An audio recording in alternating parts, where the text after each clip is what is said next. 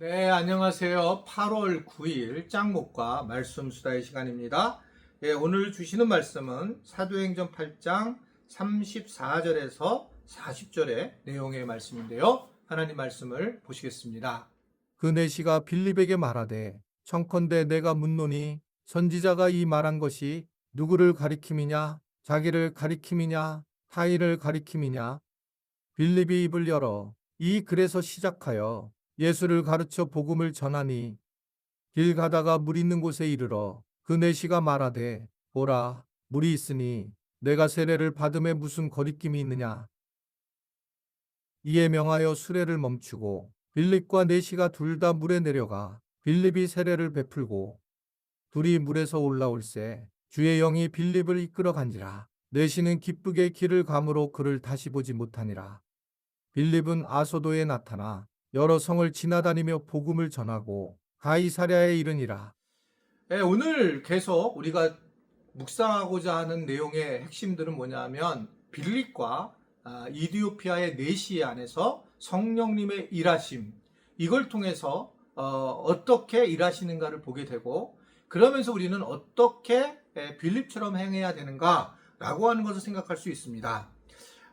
오늘 말씀 보면 내시는 뭐를 읽고 있었냐면 이사야 성경 구절을 읽고 있었고, 그 이사야 성경 구절에서 질문을 하게 되고, 그 질문을 통해서 결국 빌립은 복음을 전하게 되고, 그 복음의 전함을 받은 이 내시가 길을 가다가 물을 보게 되고, 그 물 있는 곳에서 결국 세례를 받겠다라고 그렇게 꺼리낌이 없다 자기는, 그러면서 고백하는 장면이 나오게 되고, 그러면서 이제 결국은 세례를 베푸는 그런 상황에 대해서 그때 이제 돌이 물에서 올라가고 주의 영이 빌립을 이끌어 갔고, 그러면서 내시는 자기 길을 갔다라고 하는 것을 오늘 말씀은 이야기를 하고 있습니다. 빌립은 빌립대로 자기가 해야 할 일을 하게 됐고, 또 내시는 내시대로 자기가 경험해야 될 일을 경험했는데, 일단은 이제 이 세례를 받으려고 했던 것은 내시입니다.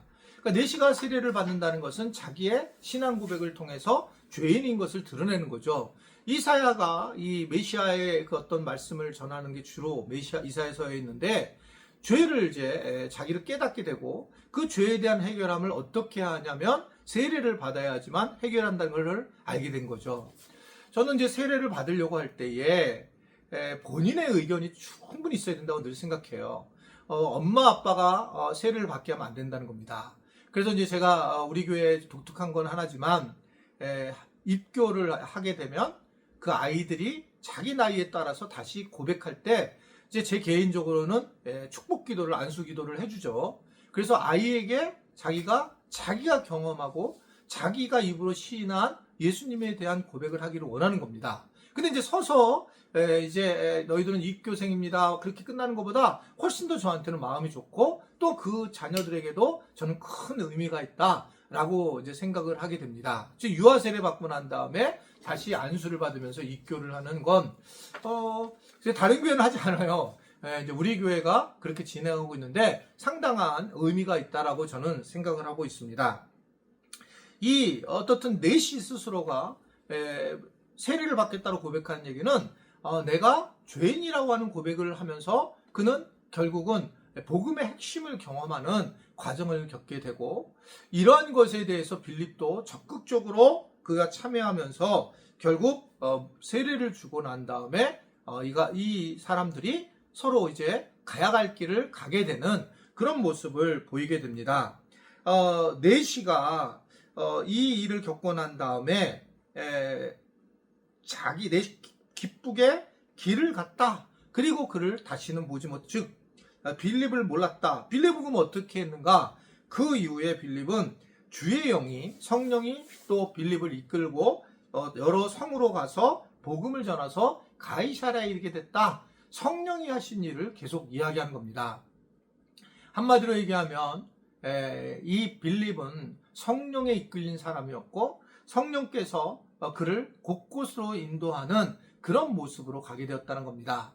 여기서 이디오피아 내시하고 여러 가지 이야기를 하고 아마 그건 굉장히 그 어떤 권력을 가지고 있었던 사람이고 부자였기 때문에 함께 있었으면 어떤 도움을 받을 수도 있을지 모르겠지만 성령께서 그를 확 그냥 붙잡아서 그를 호련히 떠나게 만드는 그런 모습이었다는 걸 보여주고 있어요. 성령께서 하시는 사역이 이렇게 아주 분명하다라고 하는 것들을 오늘 우리에게 전해주고 있는 것입니다. 우리가 살면서 때로는 서운한 것처럼 생각할 때도 있는데 그때마다 성령께서 우리에게 자신의 이끄심이 있다라는 사실을 좀 알았으면 좋겠다라고 하는 거예요. 참 어려운 부분이 요 근래도 이제 그런데 우리 교인들이 이제 아픈 분들이 좀 생기는데 어떤 경우는 아픈 분들이 더 심하게 아프는 경우가 있고 어떤 분은 조금 덜 아픈 분들이 계셔요. 그런데 항상 기억해야 될 것은 이 생명은 내게 있지 않아요. 예수 그리스도에게 있는 거거든요.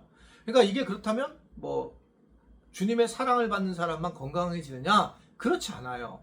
그렇다고 해서 그러면 안 그러냐? 그렇지도 또 않아요. 이건 주님이 원하시는 따로 주님 하나님의 왕이신 거를 인정하고 우리는 그것에 복종할 뿐이고 그렇게 돼서 또 감사할 수 있으면 감사하고 또 우리가 다시 한번 나를 돌이켜보면 돌이켜볼 수 있고 내 인생이 그냥 또 이렇게 마감이 진다면 마감이 되는 것이 우리는 안개와 같은 사람들이고 그림자와 같은 존재이고 우리가 이 땅의 주인이 아니고 나의 주인이 아니라는 걸 늘 기억해야 된다. 그래서 언젠가 주님이 부르시면 우린 그 부르심에 맞춰서 돌아가는 게 우리 인생이지 내가 여기 살겠다고 해서 기도해서 살할 수 있는 것도 아니고 또 내가 안 살겠다고 해서도 살 수 있는 것 또한 아니다. 이것은 성령이 하시기 때문에 그렇습니다. 그래서 아무쪼록 우리가 우리의 환경을 넘어서서 항상 성령 충만한 것이 정말 중요하고 성령의 이끌리심을 받는 것이 중요하고 때로는 내게 이해가 안 되는 그런 헤어짐도 있겠지만 그때마다 주님이 우리의 주인이신 것을 고백하며 오히려 감사하며 살아갈 수 있는 그런 우리 지체들이 되기를 바랍니다. 더운 날 여러분 건강 유의하시고 또 강건하기를 주님의 이름으로 부탁을 드립니다. 기도하겠습니다. 하나님 아버지 오늘도 주님 은혜 안에서 하나님께서 주시는 놀라운 삶을 또 살아가게 하심을 감사합니다. 기후변화로 인하여 여러 어려움이 있지만 주님 우리가 잘 적응하고 또 우리가 기후를 제대로 돌리기 위해서 또 자연환경을 잘 돌볼 수 있는 우리 크리스찬들이 되도록 도와주시고 인도하여 주옵소서. 예수님의 이름으로 기도드리옵나이다. 아멘.